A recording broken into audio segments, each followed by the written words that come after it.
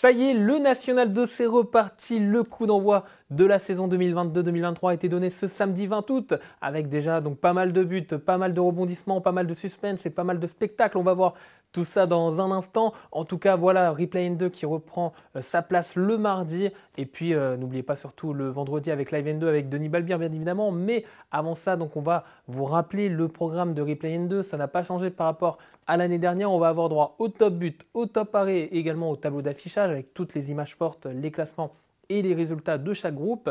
Mais voilà, en tout cas, c'est reparti pour Replay N2 et Live N2. C'est reparti pour une belle saison de National 2. En tout cas, tout le monde n'était pas à l'heure samedi pour le coup d'envoi de cette saison. Je vous laisse regarder le post Twitter de Chambly avec un arbitre qui était un petit peu en retard du côté de Châteaubriand pour le coup d'envoi de la rencontre entre les deux équipes. Mais en tout cas, la rencontre a bel et bien eu lieu avec un petit peu de retard. Mais en tout cas, tout s'est bien joué. Nous, le coup d'envoi de Replay N2, c'est maintenant. On est à l'heure avec vous et on va commencer comme traditionnellement, comme on le faisait chaque mardi la saison dernière, par le top but de la première journée.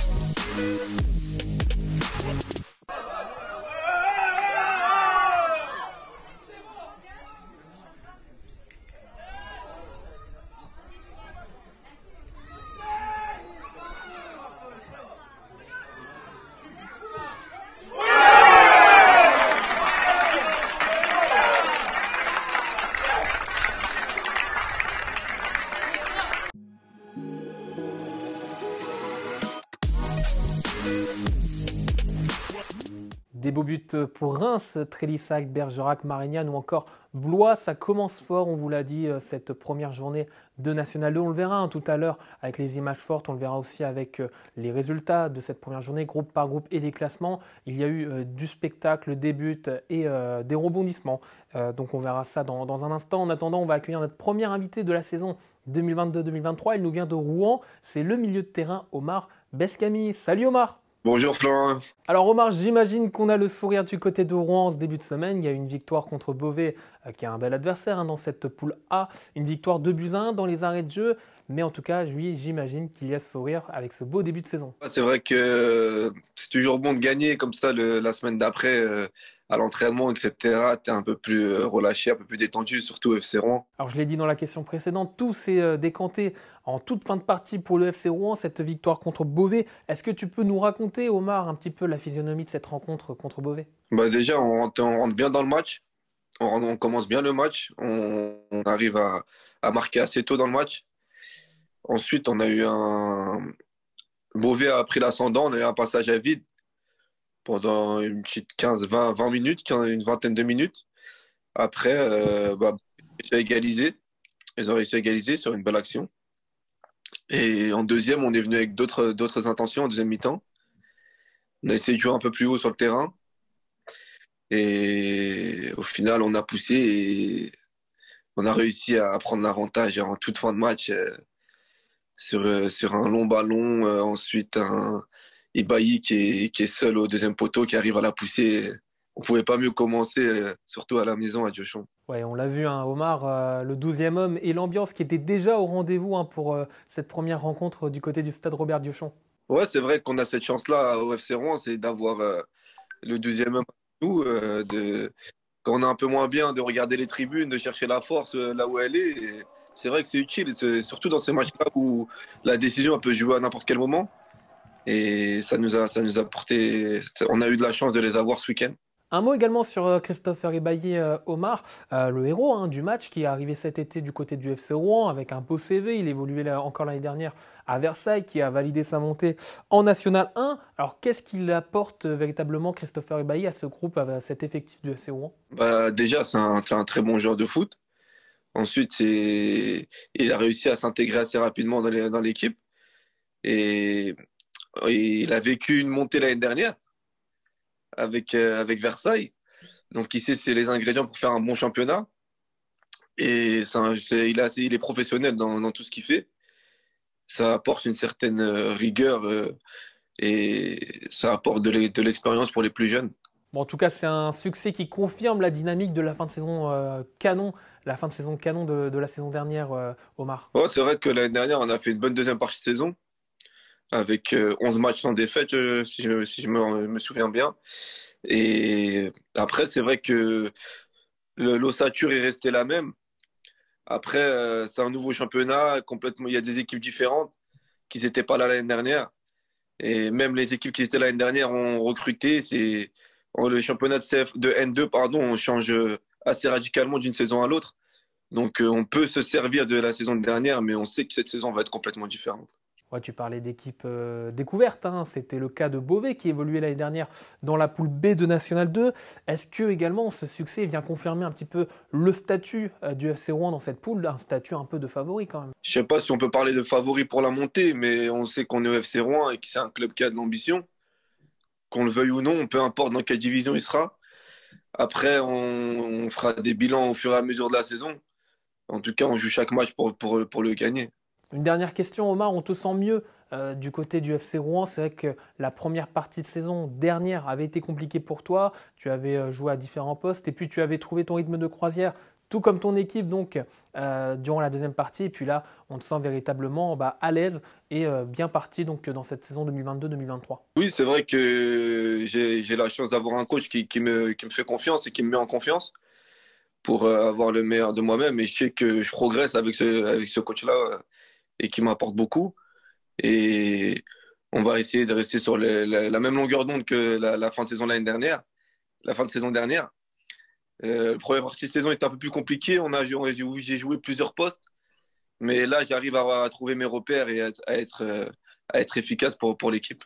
Bon, le FC Rouen et toi-même, vous êtes bien lancé dans cette saison 2022-2023. On te souhaite justement une bonne saison, Omar. Et puis, on te remercie d'avoir été présent dans Replay N2 aujourd'hui. Merci à toi, Florian. Bonne saison. Merci à toi, Omar. Nous, on va passer, après le top but en début d'émission, au top arrêt et place au gardien.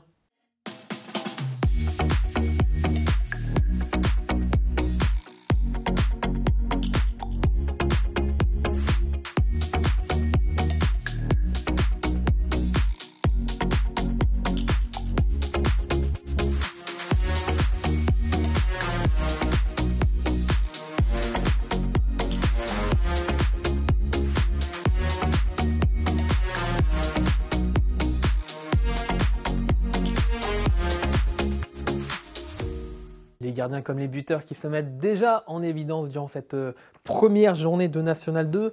Après les buteurs, après les gardiens, nous on va faire un tour de tout ce qui s'est passé ce samedi pour cette première journée du groupe A jusqu'au groupe D. C'est le tableau d'affichage. Le tableau d'affichage, je vous le rappelle, c'est bien évidemment l'occasion de faire un point groupe par groupe sur les résultats, les classements et les images fortes. Et on va bien évidemment commencer dans l'ordre avec le groupe A et on va s'arrêter sur la rencontre entre Saint-Privé-Saint-Hilaire et le Racing Club de France. Le Racing Club de France qui faisait son grand retour en 4e division, promu cette saison dans la poule A et qui n'a pas perdu de temps pour se remettre dans le bain. Belle victoire du côté de Saint-Privé, une victoire 3-0. On voit les buts à l'écran avec l'ouverture du score de Vula à la 42e minute. C'est ensuite donc El Korchi qui est venu en début de deuxième période enfoncer le clou pour les visiteurs. If Naoui à la 78e pour le 3-0. Le Racing donc déjà lancé dans cette saison 2022-2023. On regarde également tous les résultats et les scores des autres promus. Ça a été un petit peu plus compliqué pour la réserve du Stade Rennais, battu dans les derniers instants du côté de Poissy. Évreux également qui a été tenu en échec par Guingamp après avoir mené 2 fois au score. On notera dans les autres résultats le large succès de Chambly. On parlait du match qui avait démarré en retard tout à l'heure, mais Chambly était bien au rendez-vous pour une victoire 3-0 du côté de Châteaubriand. Et Vannes, facile 5-0 face à Caen. Un coup d'œil sur le classement qui est anecdotique, bien évidemment, après une seule journée. En tout cas, Vannes, Chambly, Colombes, Poissy, Blois et Rouen qui comptent déjà 3 points au compteur. Pour Caen et Saint-Privé, c'est un peu plus compliqué cette première journée. Donc, les deux équipes qui se trouvent en queue de peloton. On tourne la page du groupe A et on file à celle du groupe B. Et on va s'arrêter sur la rencontre entre les Alsaciens d'Agno et Créteil. Créteil qui est un relégué, qui vient tout juste de descendre de national, mais qui s'est imposé durant cette première journée. Ça a été un déplacement plutôt périlleux en Alsace. On le sait, c'est jamais facile d'aller jouer à Agno. Eh bien, Créteil et son entraîneur Stéphane Massala qui se sont imposés. Vous le voyez, les buts avec Jolibois qui vient d'arriver depuis Angoulême, qui ouvre le score, et Daouda Gueye qui arrive lui de Marseille juste avant la pause. Ces deux buts qui sont arrivés pour faire le break juste avant le retour au vestiaire. Et le but de Bakria en toute fin de partie qui n'aura pas suffi donc à relancer le match, à relancer Agno. On va s'arrêter juste avant de regarder les autres résultats sur les images de joie cristoliennes après ce succès en Alsace.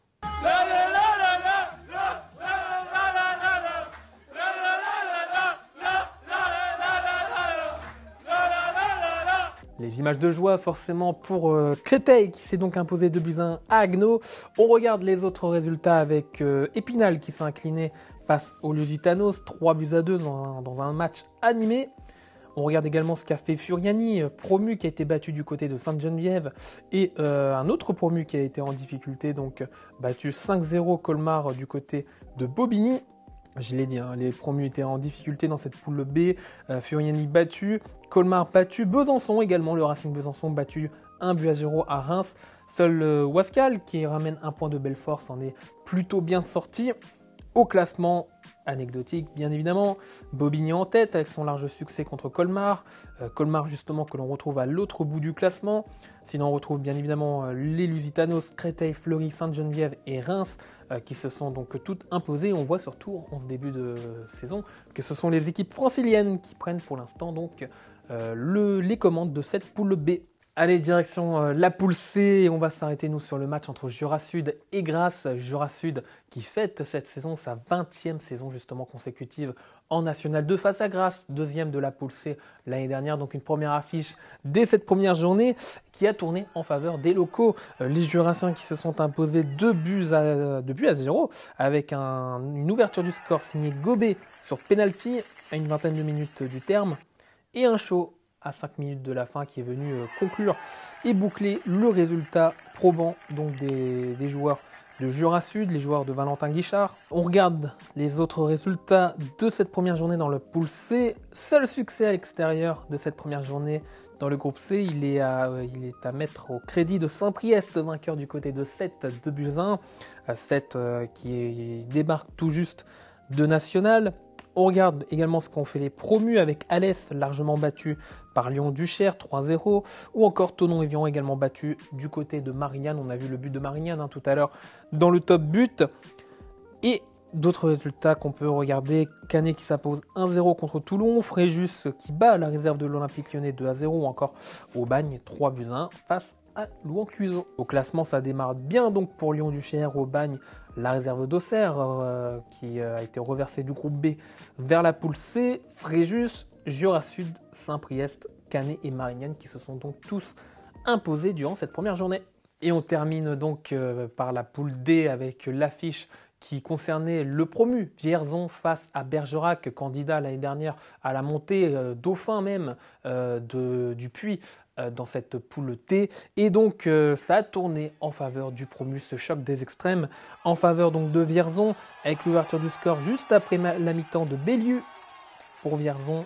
Et le deuxième but dans la foulée, signé Bandu à l'heure de jeu, 2-0 pour Vierzon. C'est l'une des sensations, tout groupe confondu, de cette première journée. Ce n'est pas le but de Christopher Bitsamou, qu'on a également vu tout à l'heure dans le top but à 10 minutes du terme, qui est venu permettre donc aux Bergeracois d'Erwan Lanuzel de revenir Exploit donc du premier, victoire 2 buts à 1 face à Bergerac. On avait eu Erwan Lanuzel il y a une semaine justement dans les Play-in 2 pour parler de ce match. Il s'en méfiait, eh bien il a eu plutôt raison, le coach bergeracois. Autre surprise dans cette poule D, c'est la victoire d'un autre promu face à l'un des cadors de la saison dernière, Angoulême.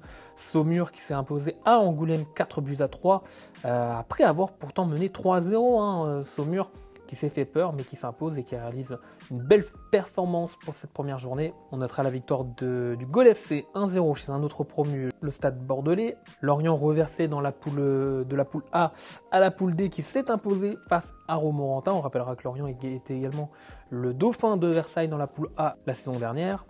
Le match nul sans but entre Andrézieux et Bourges Foot 18. Et on jette un œil sur le classement pour terminer. C'est bien parti donc pour les Herbiers et Trélissa qui se sont respectivement imposés 2-0 de leur côté face à Moulins et Nantes. Saumur, Vierzon, Lorient, Angers et le Gol FC qui complètent donc ces équipes se sont imposées lors de cette première journée.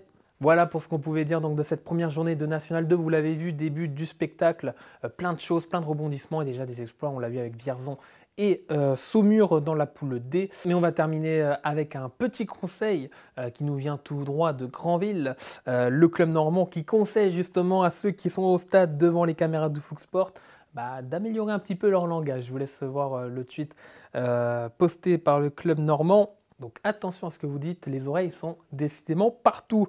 Voilà donc pour cette première émission de la saison de Replay N2. Je vous le rappelle que vous retrouvez tout d'abord Live N2 également, animé par Denis Balbir dès vendredi à 18h pour faire un point juste avant donc la deuxième journée et que vous retrouvez justement tous les matchs de cette deuxième journée qui aura lieu ce samedi sur foxsport.com. Donc tous les matchs disponibles et à regarder sur la plateforme. En attendant, nous on se retrouve la semaine prochaine pour débriefer cette deuxième journée qui arrive. En attendant, portez-vous bien et on se retrouve donc mardi prochain, même heure, même topo. Salut à tous.